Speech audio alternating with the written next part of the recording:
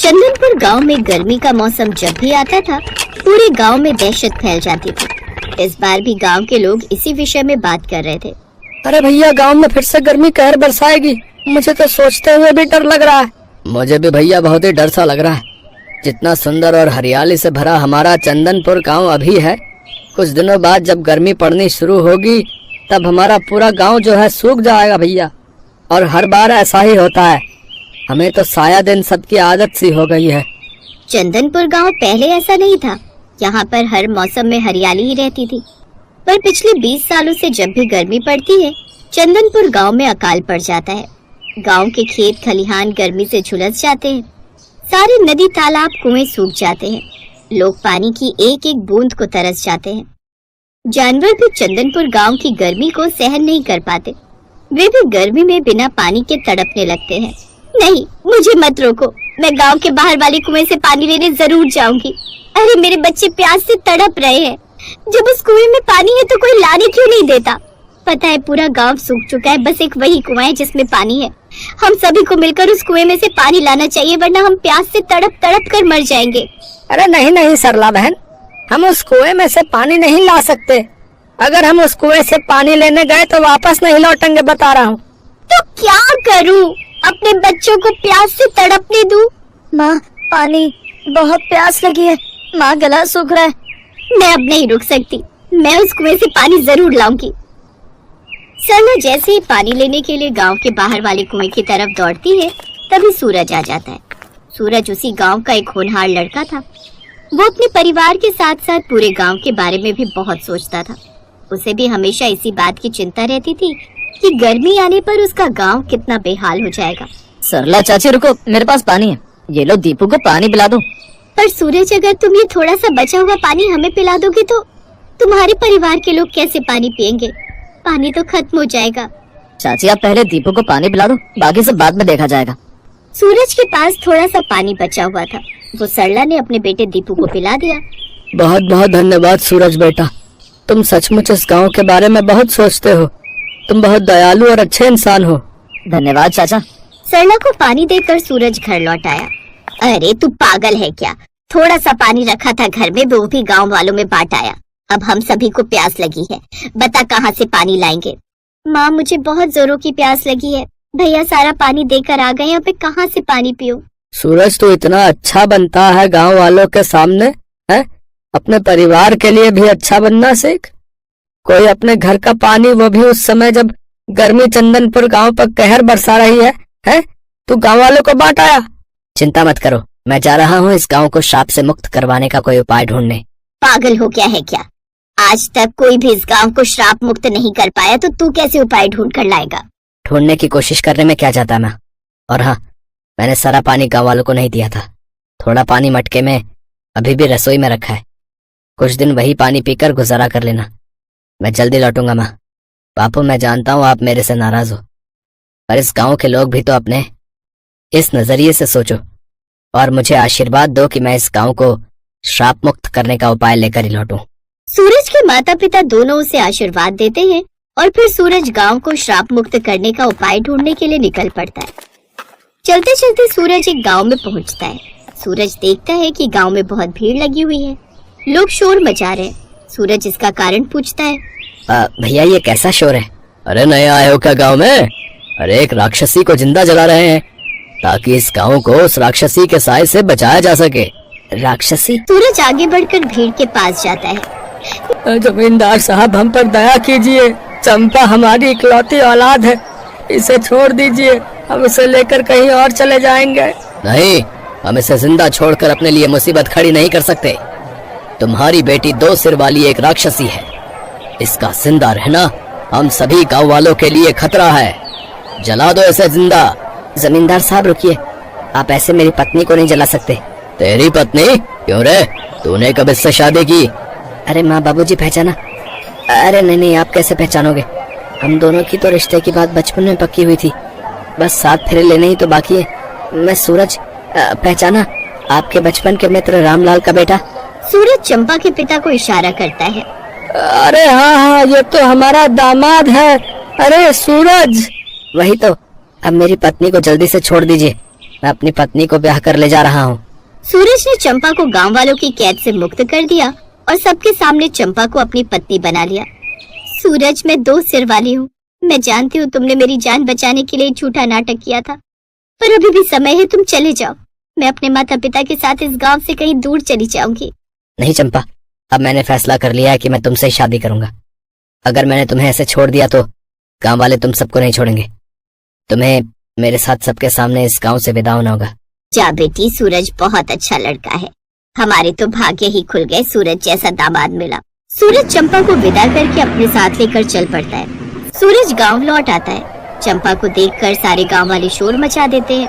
अरे जानकी, तुम्हारा बेटा तो सांप से मुक्त करने का उपाय ढूंढने गया था, पर ये तो एक राक्षसनी को उठा लाया। बताओ। इसे देखकर सब डर रहे। अरे 2 सिर वाली इस राक्षसी को गांव से हटाना होगा। बस कुछ दिन की बात और है, मैं यहाँ से चला जाऊंगा अपने माता पिता और अपनी पत्नी चंपा को लेकर। आप सबको घबराने की कोई जरूरत नहीं है। चलो चंपा। गांव में पानी नहीं था। गर्मी से सब परेशान थे। चंपा सूरज से बोली, सुनिए, घर में पानी नहीं है, मैं कुएं से भर लाऊं? चंपा, यहाँ पानी अभी नहीं मिलेगा, हमें दूसरे गांव से ही लाना होगा। इस गांव में गर्मी का कहर होता है, जिस कारण हर गर्मी में हम ऐसे ही परेशान होते हैं। पर क्यों? ऐसा क्या कारण है इस गांव में गर्मी में इतनी परेशानी होती है? बहू, हमारे गांव को श्राप मिला हुआ है। आज से 20 साल पहले की बात है। इस गांव के पास एक छोटा सा बाग था, जिसकी रखवाली एक साधु बाबा करते थे। गर्मी के दिनों में साधु बाबा का वह बाग बहुत ही हरा भरा रहता था। गांव के जमींदार ने एक कारखाना लगाना था, इसी वजह से जमींदार ने उस बाग को उजाड़ दिया। वो समय भीषण गर्मी का था। साधु बाबा ने जमींदार को बहुत रोका। उन्होंने कहा कि इस भीषण गर्मी में अगर जमींदार ने बाग को उजाड़ दिया तो वो कहाँ जाएंगे, किंतु जमींदार नहीं माना।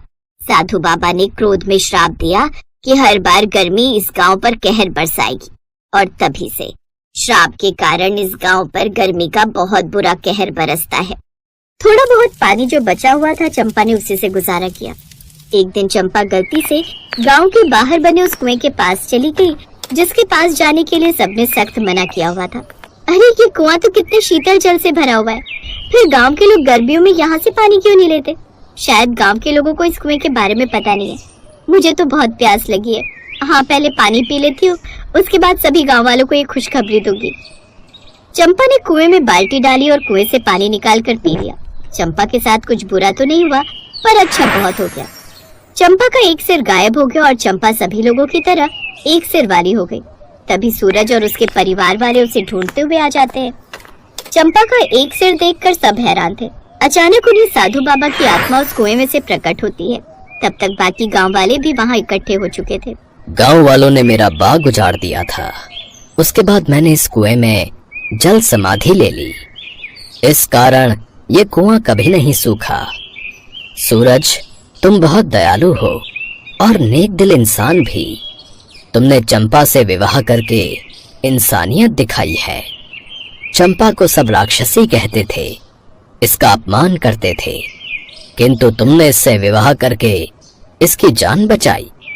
तुम्हारी उदारता देखकर मैंने तुम्हारी पत्नी को ठीक कर दिया और इस गांव को भी मैं श्राप मुक्त कर रहा हूँ। अब से इस गांव में कभी भी गर्मी कहर नहीं बर पाएगी। इस गांव में हमेशा ही हरियाली रहेगी। सदा प्रसन्न रहो। सबकी खुशी का ठिकाना नहीं था।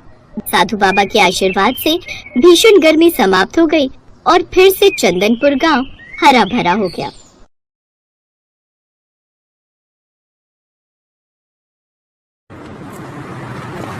मम्मी, एसी ऑन कर दो, बहुत गर्मी हो रही है और मुझे बहुत जोरों की नींद भी आ रही है।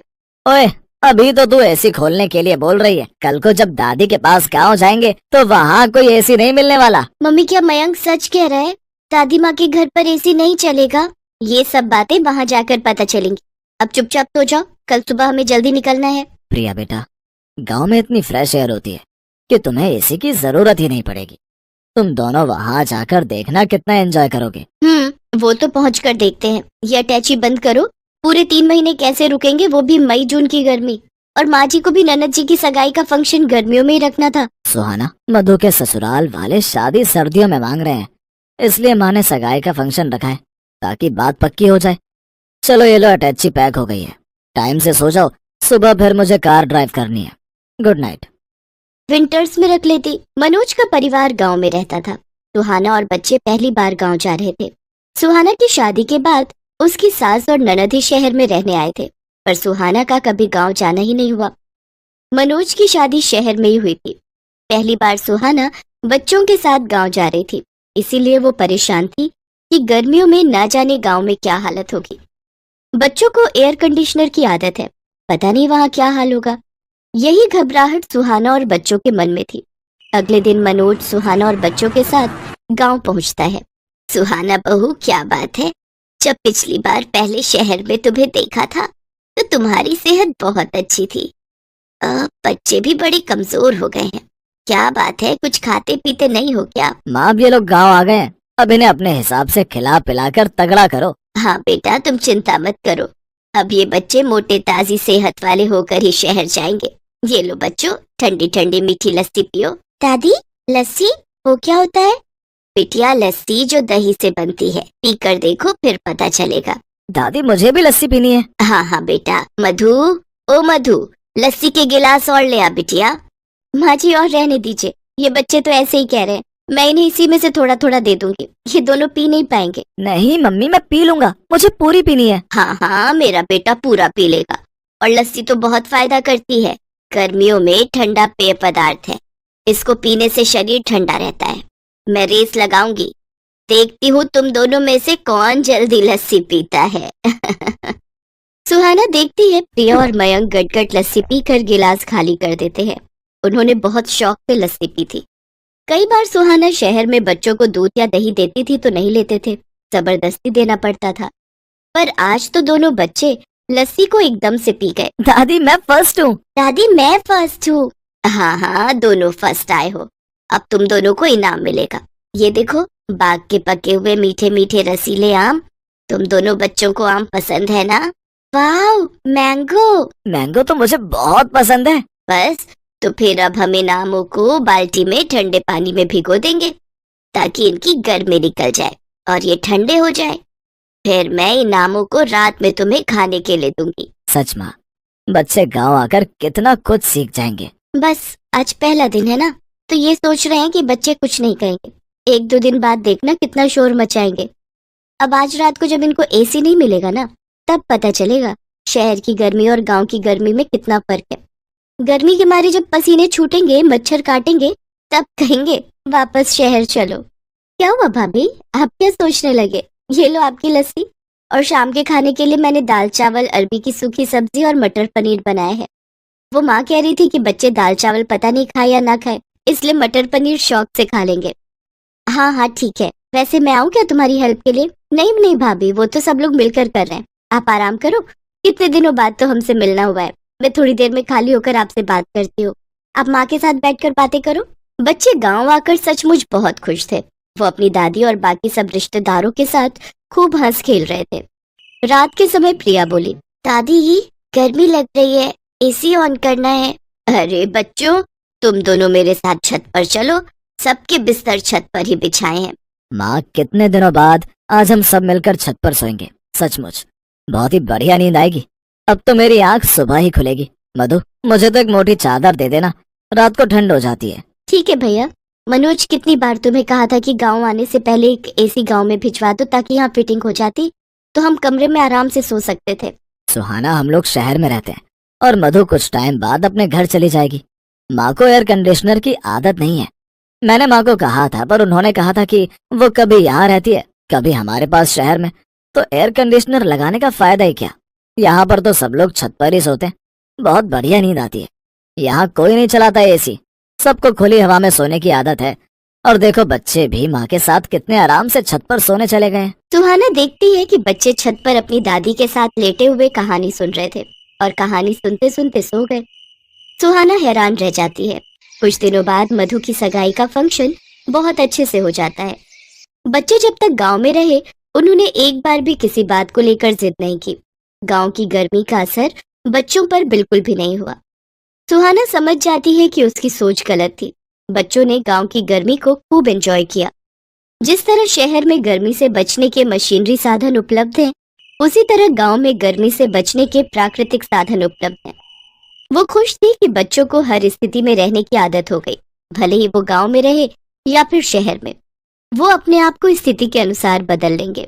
बच्चों, तुम सब बहुत याद आओगे।